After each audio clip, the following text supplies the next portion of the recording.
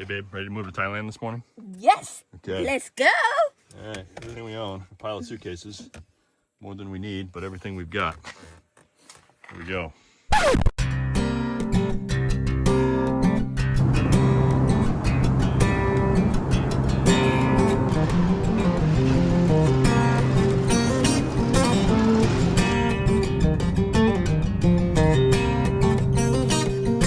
Morning. 36 hours ago, I was in Austin. Pinky and I left at 2 a.m.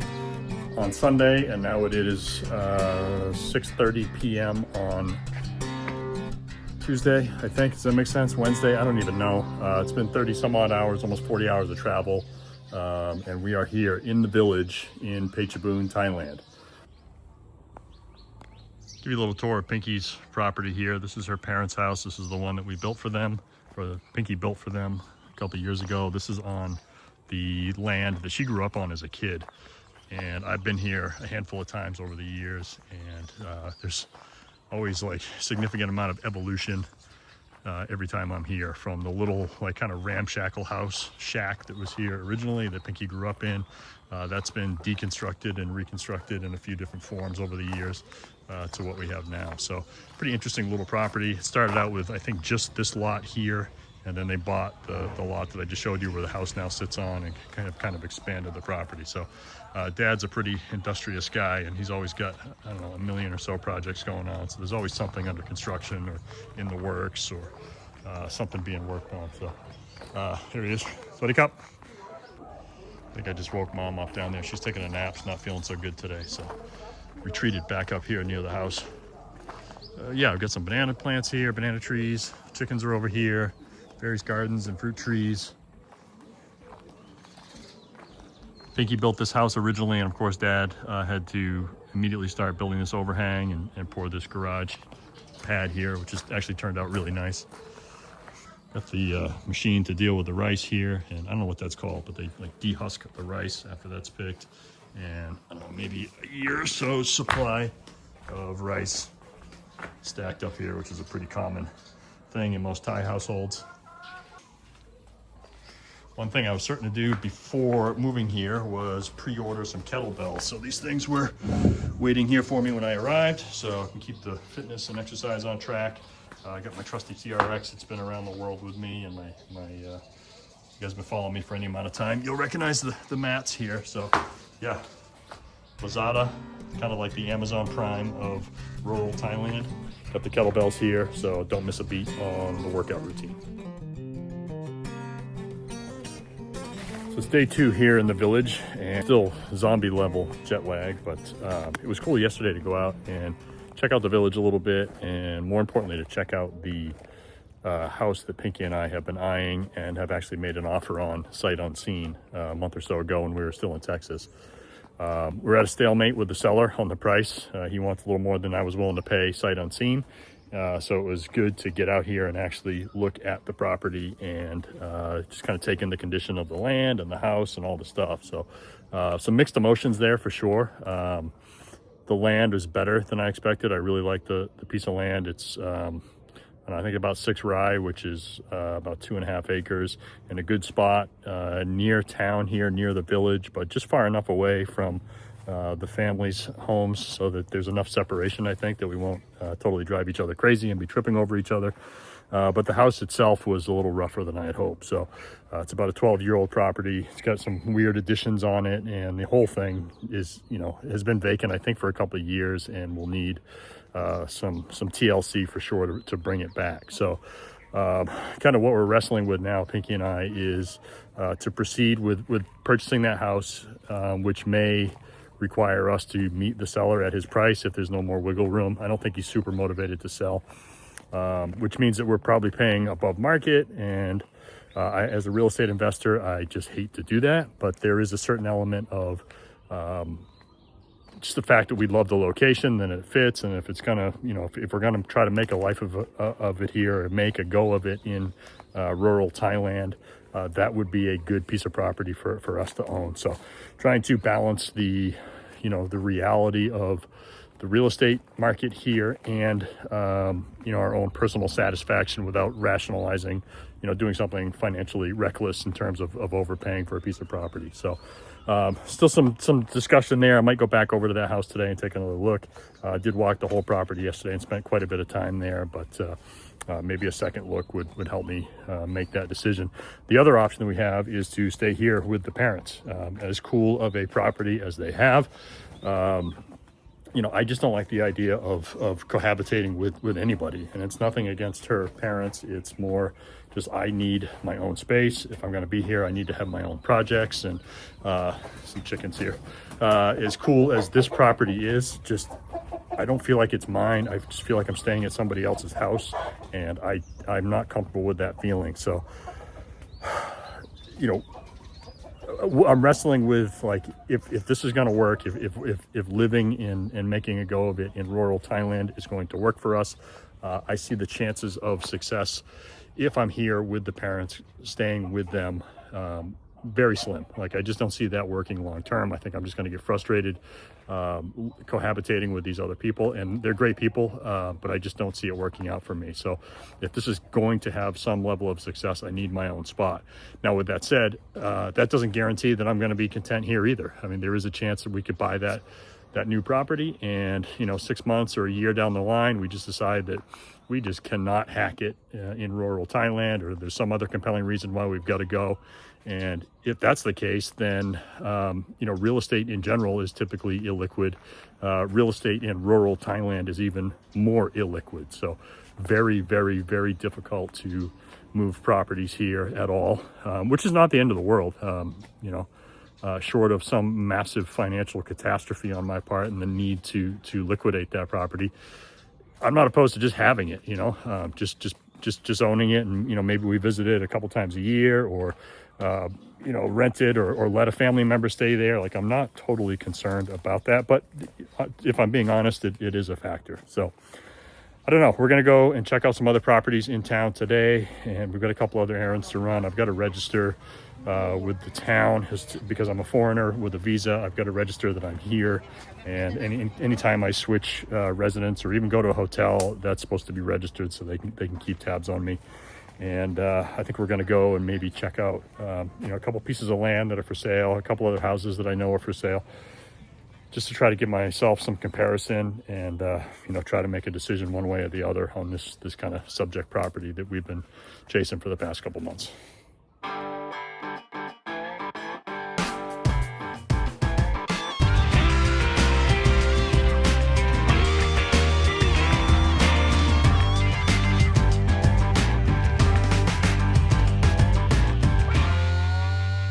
All right, we've been here a few days now, and the property search continues.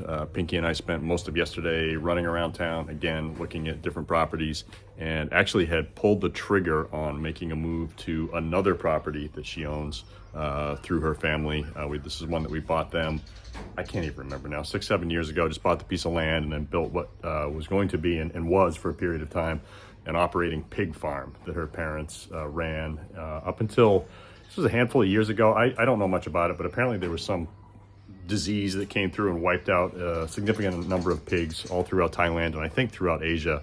And that kind of put the kibosh on the pig farm operation. So the property's still there. I've stayed up there a couple times, or at least once when we were here last time. And it's a cool little house. It's a little, like, typical, very simple 1-bedroom Thai style home. And the piece of land that it's on is much smaller than what I had originally been looking for. It's only, I don't know, half acre, but there's some really cool outbuildings, including the barn where the pigs used to be held. And I've got some cool ideas to try to repurpose that I'll talk about probably later. And some other outbuildings where we could keep chickens and have a small farm. The real upside to that is we already own it, so there's no cost there. We can move in, and instead of having to lay out money for a new property, we can move into that one and maybe spend some money on upgrades and some minor renovations and cleanup. You'll see in the videos here that it's been unused for a period of time, so it definitely needs some upgrades and some upkeep, but pretty minor stuff overall, and I like it out there. It's probably a 15-minute drive from where the family is here, so I don't know if that's good or bad, if that's too close, if that's too far, but the price was right. So Pinky and I, after round and round and round on discussion, had decided that, yep, that's the one. Let's just try that. And if we can hack it there for 6 months or a year, and decide we want to upgrade or move somewhere else in this area, then we would have more confidence that we're going to be long-term residents here and be happy to do that. If it didn't work out, then we had minimal cost into it and could pack up and disappear with minimal downside. So we went and we got the internet set up. We went up there and started cleaning the property, and then I don't want to say realized, because we knew about this issue. I just didn't realize how severe the issue was, is that the property was a pig farm that her parents ran, but also next door, the neighbors have a pretty sizable ongoing pig farm. And when I say like next door, I mean right on the property line. So their primary pig pen is, I don't know, 10 feet from the property line, maybe 50 feet from the house. And when I've been there before, and when I was there this week, the smell wasn't bad at all. There was really, you didn't even notice that they were over there. But what I have come to understand is that pig farms in Thailand, in the summer and in the rainy season, it gets not only ungodly stinky and not quaint farm kind of cows and horses smell. Pig urine and pig feces it's just this like burning ammonia smell that is just horribly unpleasant. And also just the number of flies that congregate on the pig shit, and then the pig shit lagoon, which is where they kind of clean the pens and push it all into this lagoon. I guess the flies are unbearable. And having kind of dug into that issue a little more, my initial thought was, well, okay, the risk is low for us to go there. Let's just see how it is. Maybe it's not that bad, even though everything I read says it's just terrible. Don't do it. I said, well, let's just give it a shot anyway. And then in talking with Pinky's brother, who is like born and raised here in the village, the guy is tough as nails. I mean, he's a bad little dude. What he said was that, like, in the summer you can't even go outside there.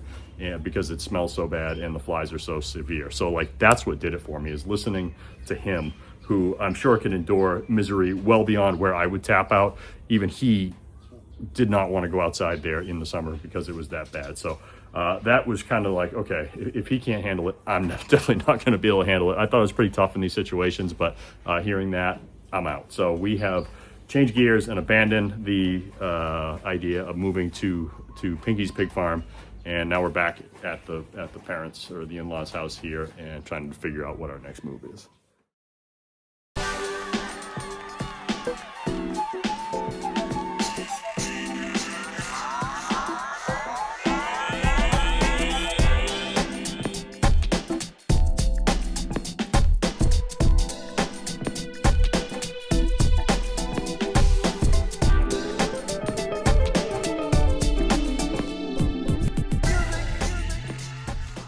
All right, guys, exciting morning. Spent the first night in what is going to be our new house in a few hours here. So after a week of looking at properties and hemming and hawing and trying to decide which route to go, Pinky and I just decided it was best to pull the trigger and buy the house that we had been pursuing for months prior to arriving here.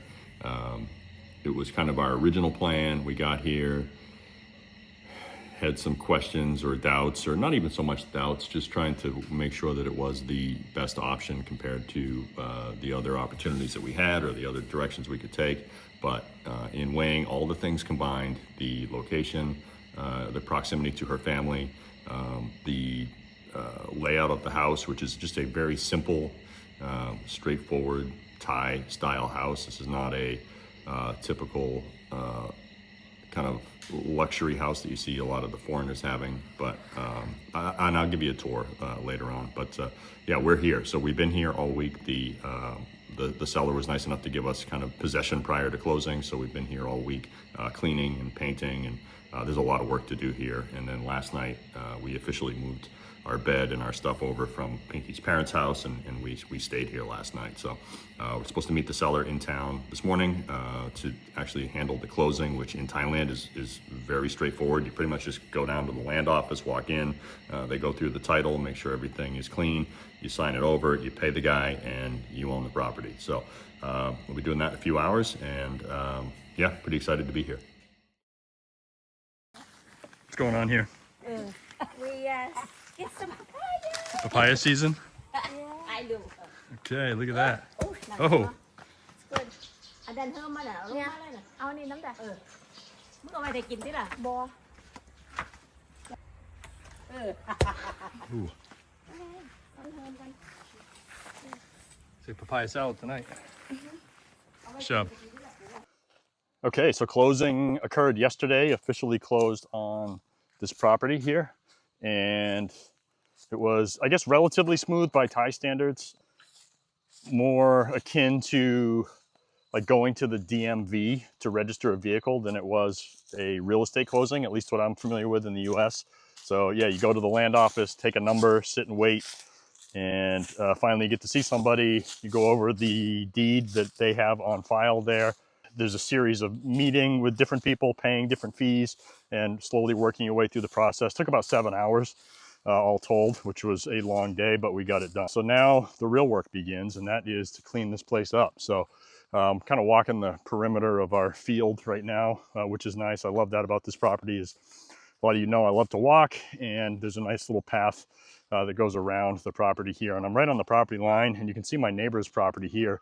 And I'm pretty much surrounded by just other like rice fields, which is pretty cool. So maybe at some point in the very distant future, those will be subdivisions. But right now, really scenic rice fields, which are pretty brown and dry right now because rice has just been harvested. But in the wet season, when the rice farming begins again, that'll be nice and lush and green and pretty cool. So we've got some remnants here of like this little bamboo forest that the previous owner had planted. It's kind of been neglected and not watered, but it's definitely salvageable. Pinky's pretty excited about that. She likes to eat the bamboo shoots, and apparently this is a certain type of bamboo that she really likes. So, but yeah, a lot of just brush and debris to get cleaned up. The house, like any good distressed property, you spend the first couple days cleaning out the previous occupant's junk. So a lot of dead furniture and appliances and just crap, right? It was pretty filthy. Seller was a super nice guy, very nice couple, but they'd only used this like part-time, very, very part-time for the past, I don't know, 3 or 4 years. So it's definitely had some neglect that we're working through. So fortunately, we were able to get in a few days prior to closing and start working through the cleaning and painting and all that kind of stuff. So we're off to a good start. Some banana trees here, and there's a bunch more on the other side of the field. So yeah, really cool. It's got a lot of potential here, and we'll just try and pick away at it. Prioritize the stuff that we absolutely need. Like, today, for example, we need appliances. We need a refrigerator and a washing machine and microwave and coffee maker. So we're going to get that stuff today, I think. And then other projects, just, general house upgrades. There's a tilapia pond it's full of fish, but that needs some attention. I need to better aerate that and clean it up a bit. It's a lot of the banana trees here that kind of line the edge of the property, which is pretty cool. This has all been like, you can't see it, but the dirt mound rows, whatever you call them, have already been put in place. So it's great for planting trees. Probably put some more cows over there, and we've got the house up there. So yeah, looking forward to diving into this.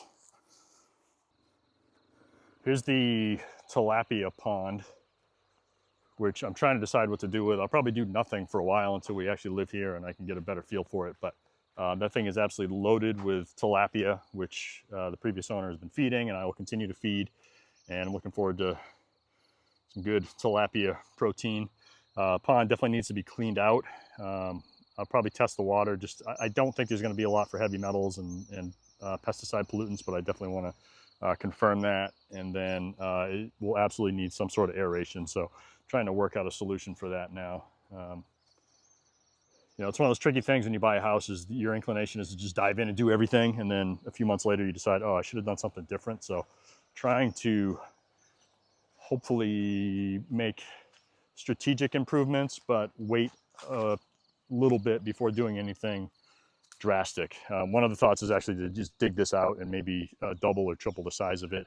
But again, I want to wait and see how this place sits before we do that. Got a well pump here. So this property is on well water and also fed by municipal water, so we can switch back and forth depending. Obviously we're going to rely on the water filter. The well water as much as we can since that's free. The quality of both the well water and the municipal water is not great, so it's good for maybe taking a shower and doing dishes, but getting a solid water filtration system is definitely tops on the list of things to do. And then there's a lot of stuff like this, just trash and debris and stuff that we've cleaned up around the yard. Exterior certainly needs some TLC, paint's peeling, some gutters falling off, more junk.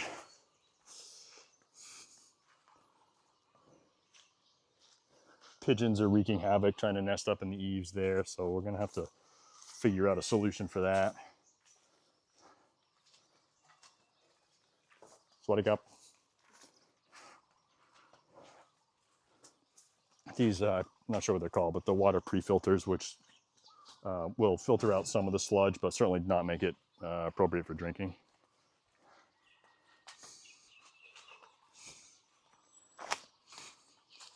There's our driveway that goes out to the main road.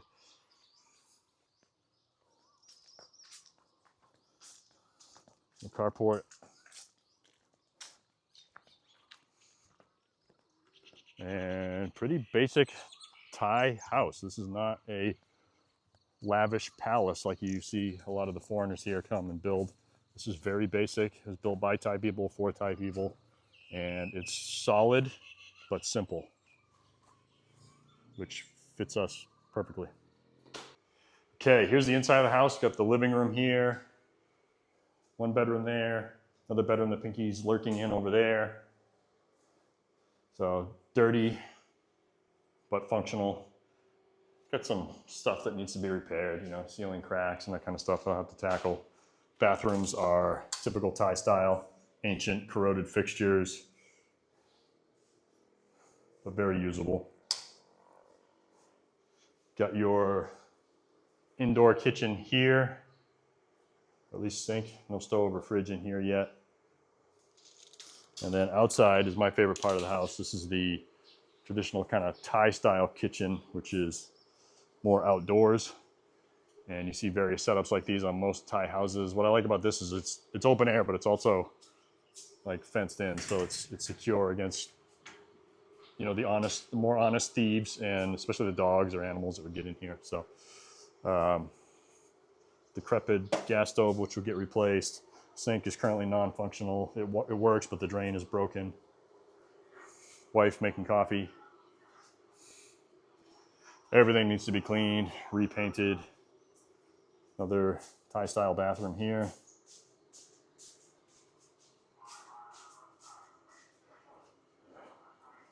Got a third bedroom here, which is going to need some love.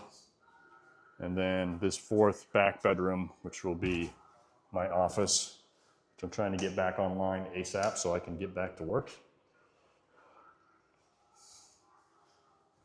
This room was disgusting, but got it cleaned, primed, and partially painted. I ran out of paint, so I've got to go get some of that today so I can get back at it. And then this office has a nice view of the back 40. Right now, the current pile of junk, which will be gone soon. So we are at Home Pro, loading up on an initial load of stuff for the house. Picked out some appliances, so I got a new refrigerator, new microwave, like 7 carts worth of miscellaneous stuff. So yeah, we're pretty loaded up.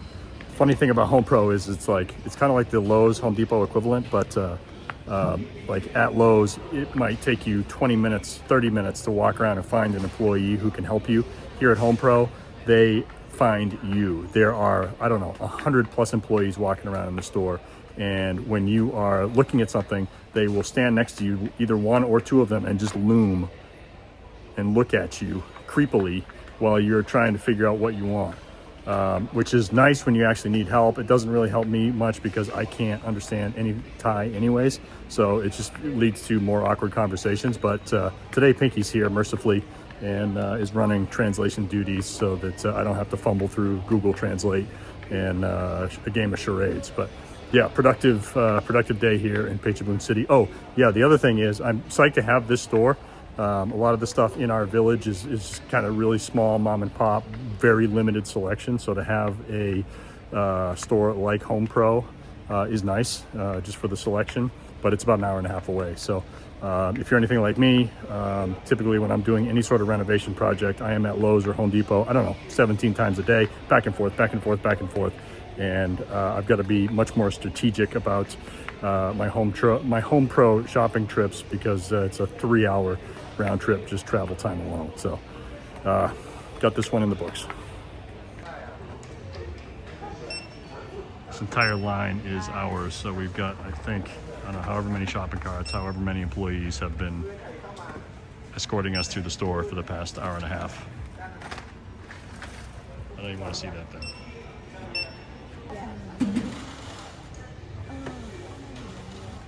Three employees pushing 3 shopping carts on my behalf. None of them will let me do it. They're insisting that they push them, probably just to get out of the store. I don't know. I'm allowed to do nothing.